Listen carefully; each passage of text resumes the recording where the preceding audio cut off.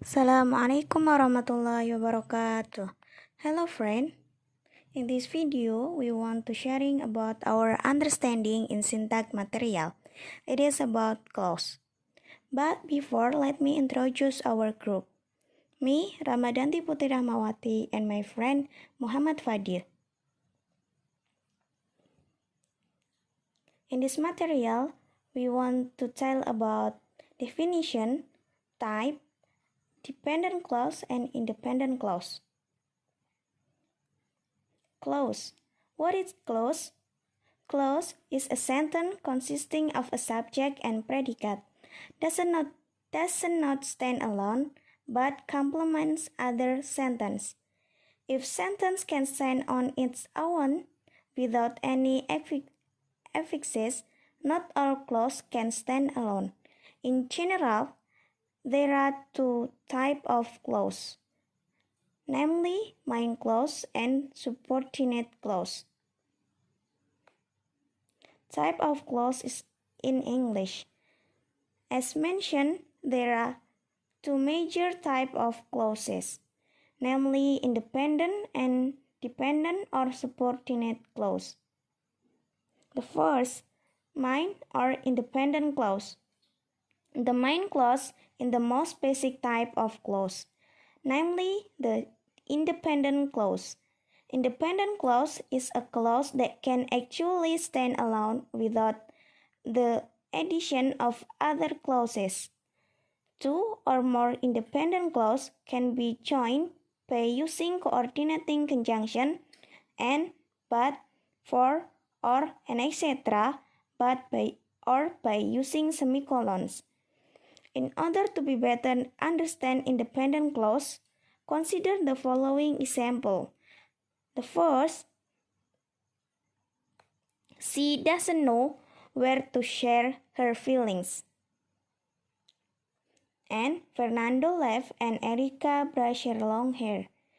In the first example above, the word she doesn't know becomes an independent clause, while the word where to share her feeling is a dependent clause, because without the word where to share her feeling, the word she doesn't know can still be understood. And in the second example, that is two independent clause that joined by using coordinating conjunction and. And the second type of clause is subordinate or dependent clause. The opposite of independent clause, that is the dependent or subordinate clause.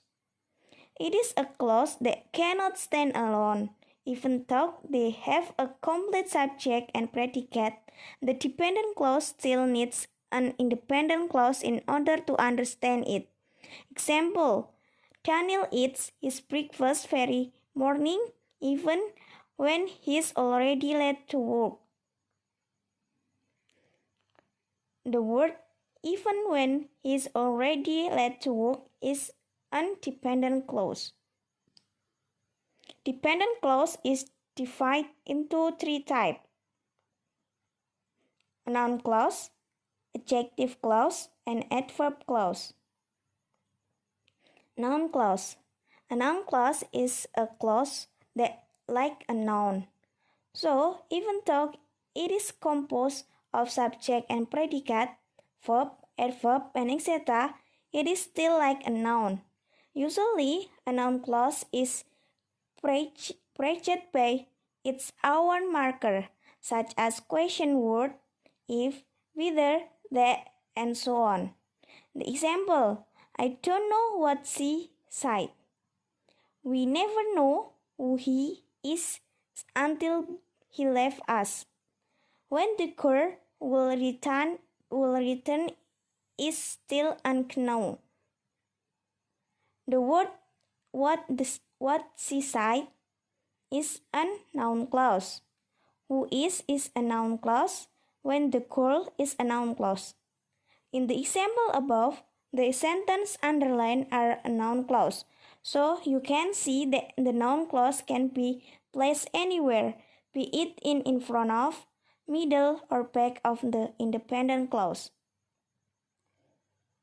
And then the adjective clause. An adjective clause, or more commonly referred to as a relative clause, is one that acts as a trite addition to the independent clause. The use of an adjective clause in a sentence aims to add new information about the subject of the independent clause to which it is attached. The marker of the adjective clause are who, which, whose, and that. To make it clear, let's understand the adjective example below. The example: they are the family whose home were being burned. Whose home were being burned, that is an adjective clause. And then an adverb clause. Adverb clause is a dependent clause which is preceded by adverb. In fact, adverb clause, the adverb clause is similar to the noun clause. However, the difference is that the noun clause in the form of the clause is a noun that can be replaced by other noun, where in adverb clause, the adverb used can be replaced by other verb. The example: moms usually wake up early in the morning. I will come before they get there. I think enough for us. Thank you for watching this video.